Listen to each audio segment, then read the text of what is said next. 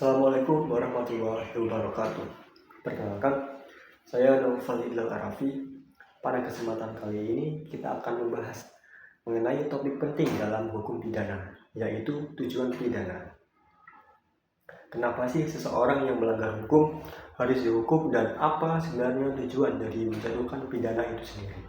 Mari kita bahas melalui 7 teori utama yang menjelaskan tentang tujuan pidana dalam berbagai sudut pandang. Yang pertama, ada teori absolut.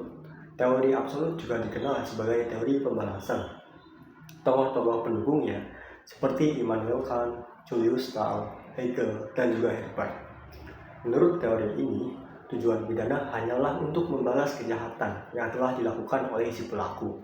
Hukuman itu wajib diberikan karena pelaku sudah melakukan kesalahan atau kejahatan, bukan karena ada tujuan lain seperti rehabilitasi ataupun pencegahan. Dengan kata lain, pidana adalah bentuk keadilan moral yang harus ditegakkan dan pelaku harus membayar atas perbuatannya tanpa mempertimbangkan efek jangka panjangnya. Contoh sederhananya adalah ketika seseorang mencuri, maka ia harus dihukum karena mencuri itu salah, bukan karena ingin memberikan efek jerah atau memperbaikinya. Masuk ke teori yang kedua, yaitu teori relatif.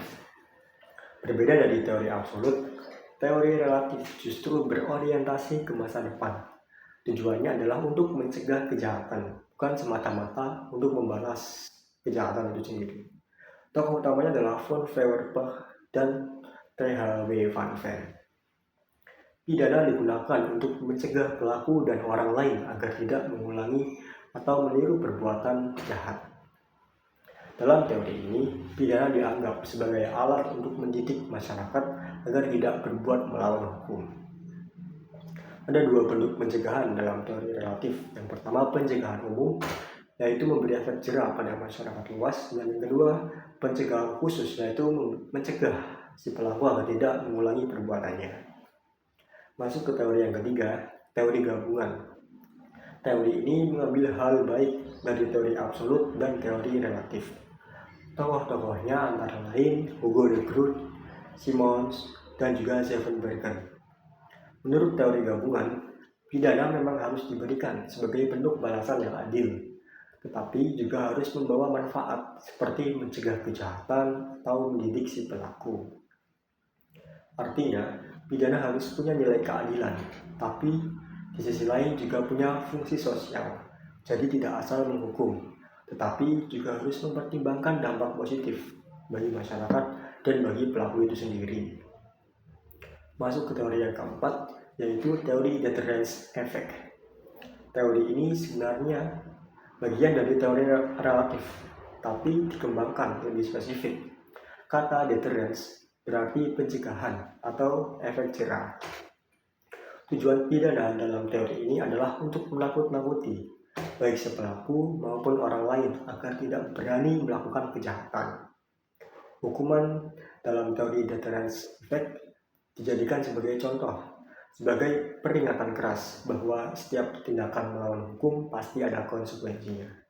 Deterrence bisa bersifat umum dan bisa bersifat khusus. Bersifat umum sendiri untuk masyarakat jadi takut berbuat jahat, dan bersifat khusus untuk pelaku itu sendiri agar kapok dan tidak mengulangi kesalahannya atau kejahatannya. Teori ini banyak digunakan dalam praktik hukum modern, misalnya dalam pemberian hukuman mati atau hukuman berat untuk kejahatan berat sebagai efek jerah. Teori yang kelima, yaitu teori rehabilitatif.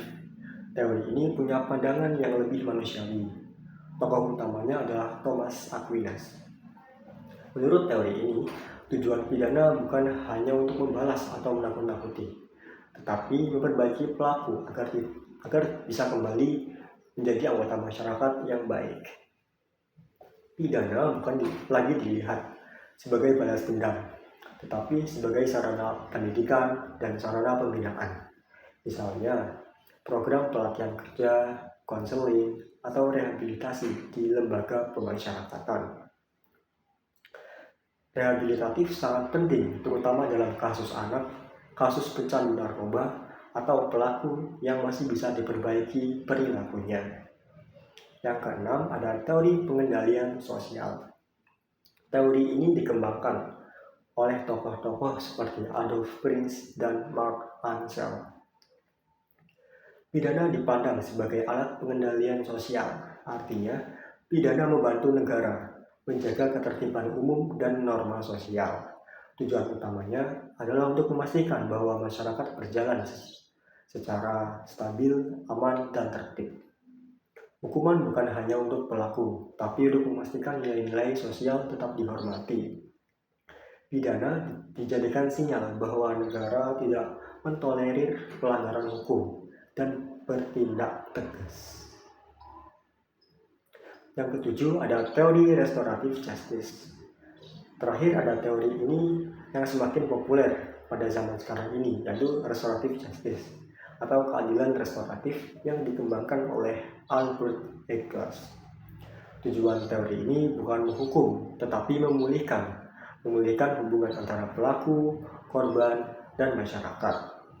Misalnya, dalam kejahatan ringan, pelaku tidak perlu dipenjara, tetapi cukup dengan meminta maaf, mengganti kerugian, dan membuat perjanjian agar pelaku tidak mengulangi kesalahan atau kejahatan yaitu.